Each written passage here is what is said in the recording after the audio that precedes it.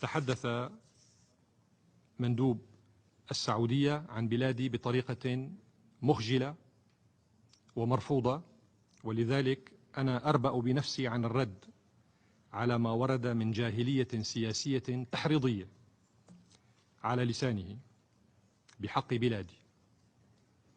ويبدو أنه قد نسي أن البند قيد النقاش هو الصراع العربي الإسرائيلي والقضية الفلسطينية، فأضاع البوصلة وخدم إسرائيل وحماتها من حيث يدري أو لا يدري. السعودية والصهيونية هما جذر الإرهاب والتعصب وثقافة الكراهية في العالم. ثقافة داعش من قطع للرؤوس هي ثقافة جاهلية أساسا، وهابية تكفيرية، مصدرها سعودي. لقد زرعت السياسات السعودية ثقافة سفك الدماء الطائفي في المنطقة، وستدفع ثمن سياساتها الخاطئة تلك.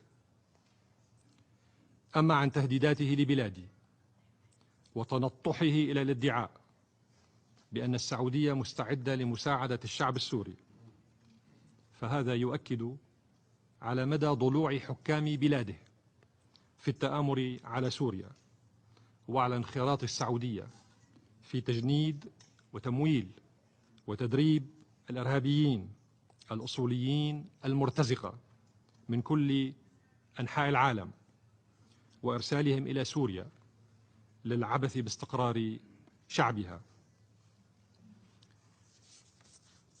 إن السعودية كانت وما زالت بؤرة لثقافة الكراهية والطائفية، وهي بذلك تماثل ثقافة إسرائيل الصهيونية.